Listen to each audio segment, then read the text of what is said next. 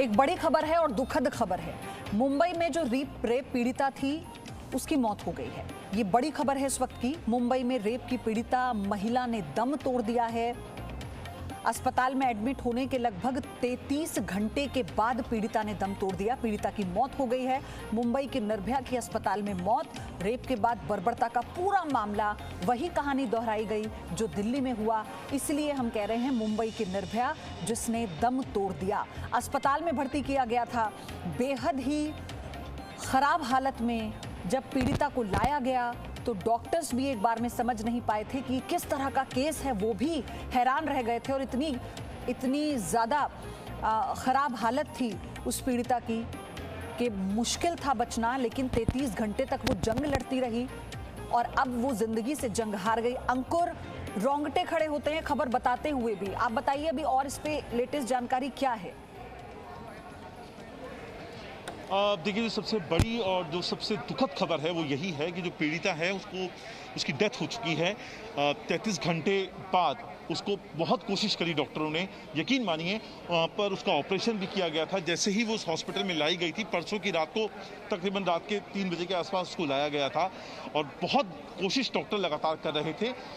लेकिन जैसे जैसे वक्त बीत रहा था वैसे वैसे ये जो खतरा था, ये जो अंदेशा था, ये भी बढ़ता जा रहा था इस अनहोनी घटना का। थोड़ी देर पहले मुंबई की मेयर किशोरी पेडनेकर वो खुद यहाँ पर आई थी।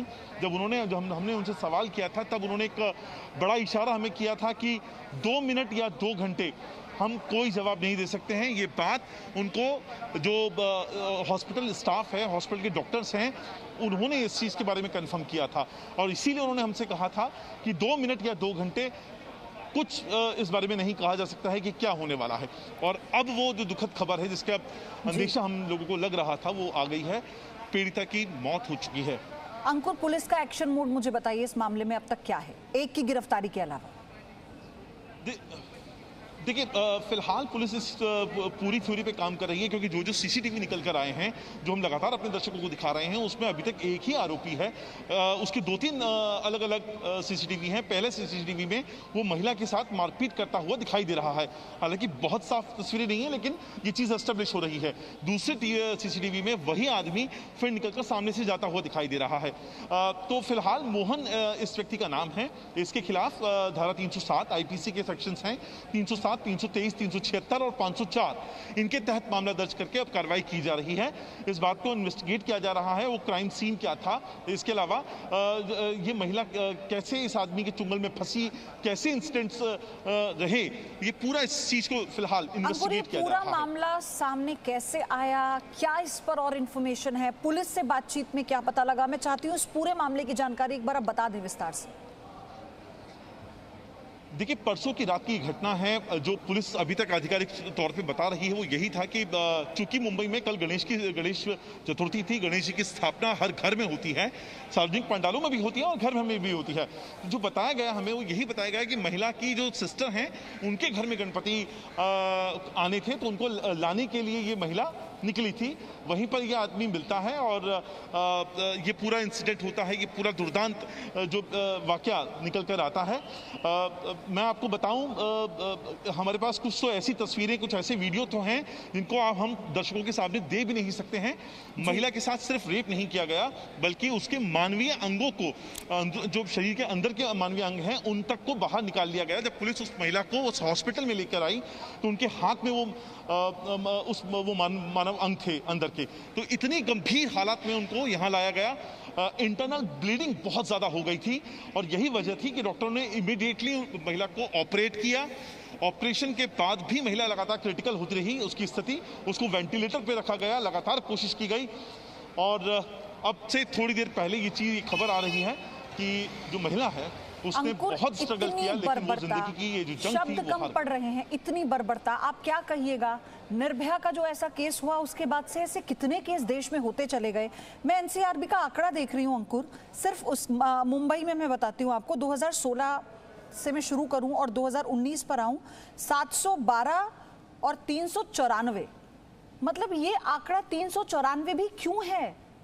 क्यों ऐसा है कि किसी भी प्रकार का कोई खौफ, कानून का कोई डर नहीं है, और ये बर्बरता ऐसा कोई एक मामला आता है और पूरे समाज को फिर सोचने पर मजबूर कर देता है।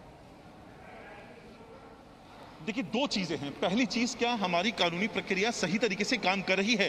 कानून न्याय के लिए काम जरूर करता है, लेकिन न्याय में जब देरी हो जाती है तो अपराधियों के भी हौसले बुलंद होते हैं। ये बहुत पहले से कहा आता जा रहा है और लगातार वो अभी भी बना हुआ है। और हमारे यहाँ आप देख लीजिए, चाहे लोकल कोर्ट हो, सेशंस कोर्ट हो, हाई कोर्ट हो, सुप्रीम कोर्ट हो, इस तरह के न जाने कितने हजारों लाखों मामले लगातार पेंडिंग रहे हैं। उनको फास्ट ट्रैक के तहत लाकर उनको क्यों उनको नहीं आगे बढ़ाया जाता, ये बात समझ के परे है। दूसरा, क्या हम इस घटना को एक महज क्राइम के तौर पे लेना चाहते हैं, या हम इसको मानेंगे कि एक शख्स का मानसिक दिवालियापन इस कदर निकल जाता है हद से कि वो एक औरत के साथ, एक महिला के साथ इतनी बड़ी घटना करता है, जो मुंबई जैसे शहर में। ये वहशीपना है, ये जानवर है, ये इंसान कहलाने लायक नहीं है। और सबसे बड़ी बात ये कि अभी हम और क्या कहें, एक पीड़िता जो 33 घंटे से जिंदगी की जंग लड़ रही थी, दर्द में थी, कर्रा रही थी, उसकी हालत इतनी खराब थी, वो आखिरकार ये जंग हार गई है।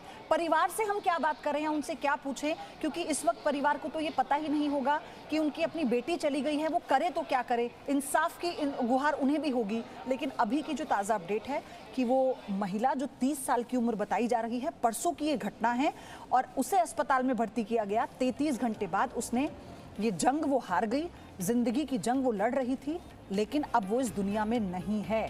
इस घटना ने फिर से वही सवाल पैदा कर दिए जो दिल्ली में निर्भया के साथ हुआ, उसके बाद सवाल पैदा हुए थे। या यूं कहिए, देश में वो ऐसे मामले जो शायद उजागर भी नहीं होते हैं, लड़कियां बर्बरता की शिकार हो जाती हैं और फिर वही सवाल समाज में जस का तस रह जाता है। Presenting B News app, available on Google Play and App Store. Download it now.